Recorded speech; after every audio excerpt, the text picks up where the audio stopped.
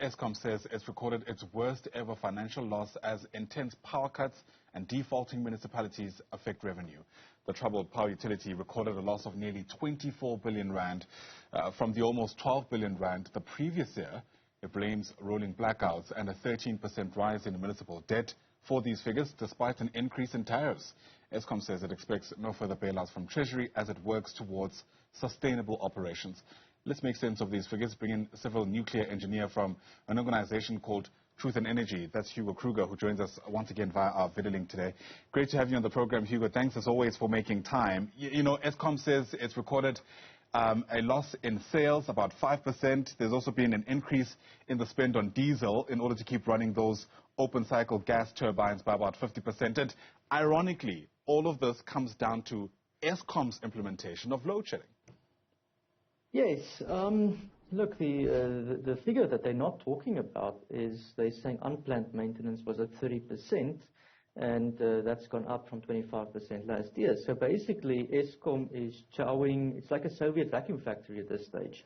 It is just chowing money, and they say they don't want to have a bailout again, but I'm very skeptical of that. I'm very skeptical if Treasury is not going to give them more money to continue their operations. Eskom, you say they lost about 5% in volumes, and the problem they're facing now is as the tariff increases or becomes cost reflective, more people are going to go off grid. Right. And we know it's not just, exactly, it's not just anybody who goes off the grid, right? It's usually the people who could afford to pay Eskom's tariffs and can therefore afford to get alternatives. Yeah, exactly. And I mean, if you look at solar installation in South Africa, a few years ago it was a luxury. The cost of solar panels have gotten extremely affordable at the moment. But the challenge of Eskom is how do they meet the evening peak? I'm not so sure that everyone can afford batteries yet, but people can shift their demand. They're starting to cook on gas. They're doing all kinds of things to avoid Eskom. So Eskom is no longer a monopoly. And they have to come to terms with that mindset that if the state wants to have a state-owned enterprise, then it has to compete against the private sector at the moment. And Eskom is struggling to compete. Absolutely. There was a 254 billion rand debt relief that was announced by Treasury earlier this year. In fact, of course, I mentioned that Eskom is not expecting any other kind of bailout. But how far can that money go, do you reckon, in at least trying to solve the short-term issues at Eskom? Well, I mean, it depends what you define as the short-term issues. But generally, like what the Eskom CEO says makes sense under the condition that the operations continue and the efficiency factors increase and all these things happen. But if they have an unplanned outage again, or there's another black hole over there, I'm not sure how far it's going to get them. Are they going to burn diesel again? And this year, is the diesel bill going to be almost 20 billion rand? If that is the case, they're just going to eat through that revenue. So Eskom has spun a very nice story and saying, no, we're just out of the dark. And that was true last week. Remember, last week there was barely any load shedding. Right. Now we're this week again, and there is load shedding.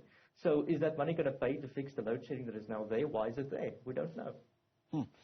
And, of course, the utility patting itself off the back for the past couple of weeks for not having as intense rolling blackouts. That has been attributed to, I think it's 2 units at Kusile coming back online. But the Business Day is this morning reporting that costs to fix some of the defects that still exist at Kusile could be as much as 700 million rand, especially if these units are able to continue operating sustainably. So it almost feels like we're not completely out the woods, even just at Kusile, this shining example of how Eskom is working to get things right. Well, I mean, I'm not sure if Kusile is a shining example. That's been not working for, 15 years or something of the sort, and then it started working. Look, South Africa is in a difficult situation, and we need to have a big debate about the future of Eskom and the future of coal and all these things. My view as an engineer is fix the coal, maintain it, maintain everything in a top shape, and then you add the additional capacity as they come on, then you can phase out the coal. So stay with coal for another 20 years, okay? If Eskom is going to do that, they will need extra money. Because let's be honest, the Eskom's tariff cannot recover the cost. Right? It's going to run at a loss. Treasury will have to bail it out. Now, does the South African taxpayer want to give more money to Eskom at the moment? Okay. To fix Kusile is one of the many things that need to be fixed. Okay. My view is you should fix all of those things to run it proper and operational. But it's going to cost you money, and who's going to pay for that? right? And the politicians are not going to answer this because it's election years. Next year's going to come an election. They say no more bailouts, nothing. After the election, what's going to happen? They're going to realize we have this big debt in the utility. The economy depends on it. That's the unfortunate thing, because there is no alternative to the monopoly. This is not South African Airways that we can just throw away tomorrow. We need Eskom to work. So if you're going to maintain, it's going to cost money. So I don't believe a word that they say that they're not going to get another bailout. But I mean, I suppose there's also questions to be asked about how much more money Eskom can get reasonably before we start asking for accountability for money spent already, if you know what I mean. I mean, there's constantly money being thrown at this SOE, but there isn't really much clarity about where it's going. No, and if you look at their performance, it's declining. So they've increased their tariff with something like 500% over the last few years, and their performance has gone down, and they're getting bailouts, and their performance continues to go down, okay? So you have a very bad performing utility. My view is this: South Africa is going to continue to pump money into Eskom to keep it afloat. It's already a going concern. I mean, those books doesn't make sense, because if the municipal debt and all these things that can't get paid back, Eskom will sink. Right? So the taxpayer is going to fund it through Treasury anyways. And my view is we're probably going to continue, I don't like saying it, but we're probably going to continue doing that until there's sufficient alternatives so that Eskom can go into the dark and die a slow death. That'll be the ideal solution for South Africa. But let's accept we're going to continue bailing it out for another decade. There's another alternative, which sounds more attractive, but I don't know if that's going to happen, is Eskom's properly staffed, properly maintained, and they start performing like a traditional utility. Because if you look at utilities worldwide, they can actually outperform the private sector on many occasions. But then it needs to be properly managed. Right. Now, again, what solution do we want for Eskom? Are we prepared to throw money at it in its current state, they're just going to burn diesel, or are we prepared to fix it? Okay? Or do we just want it to go die slow death? Those are the three scenarios that stand for South Africa, and we need to decide on that. Yeah, I mean, given its size, Eskom should be able to enjoy economies of scale, economies of scope, and perform better than their competitors in the market. But you've already mentioned multiple times that you reckon Eskom is going to get another bailout. If you had the finance minister's ear, how much would you give them if at least we're able to get through the Stark hole? Well, it depends on what the objective is. So if the if the objective is to fix and to upgrade the coal fleet, right, you can work out something like $1 billion, which is 20 billion rand per gigawatt for electricity. South Africa has 50 gigawatt. That's 100 billion more or less, or say 800, something like that. So that will have to be recapitalized over a long period of time, right, to fix the coal fleet if they really want to do that. I don't get the impression they do want to do that. Okay, I get the impression they just want the assets to die a slow death, and they want to see, how much they can sold off to make it work. And this is something that we haven't gotten clarity from government with, because what is the strategy with Eskom? This is the problem. Okay, if the strategy is to keep Eskom afloat, then they need to open up about the cost of Eskom.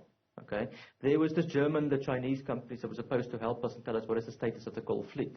Within that report, there should have been a cost factor that said, look, this is how much it costs to repair it.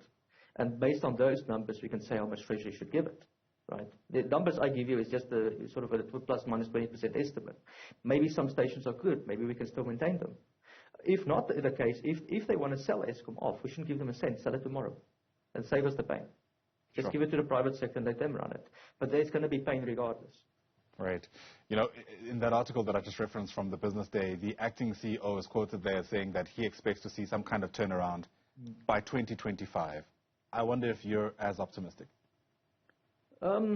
If you asked me last week and I projected the efficiency factors forward, yes. And Eskom actually released a report. It was the Grid Transmission Company or something released a report this week that basically shows that they've got an optimistic scenario that says if Eskom just fix everything and capacity factors are fine, then we're climbing out of load shedding and we're sailing to 2025.